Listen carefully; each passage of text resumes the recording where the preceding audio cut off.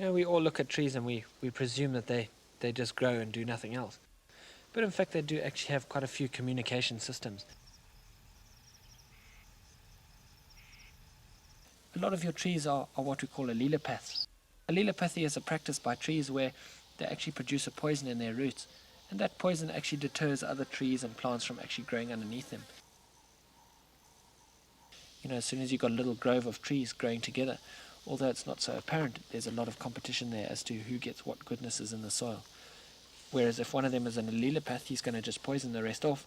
They're all going to die and he's going to have all that goodness to himself.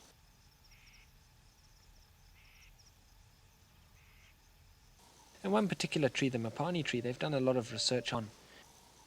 While a mapani tree is actually being browsed, he actually raises his tannin level. And in about 10 minutes he can raise the tannin in its leaves to about 5 times the amount that it was in the beginning.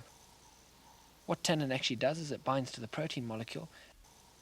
So the more tannin there is in the leaves, the less digestible they are. But as the tannin comes up, the interesting thing about it is the tannin actually reacts with the chlorophyll in the leaves and produces a gas that we call ethylene gas. The ethylene then floats downwind, and any other trees which actually come into contact with that ethylene automatically send their tannin levels up.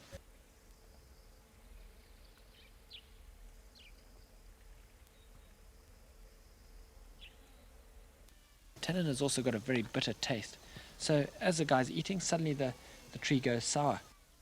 And if you watch animals browsing, you'll very often notice that they don't spend more than about 10-15 minutes on each tree and then they move on. And they'll very, very seldom be browsing downwind.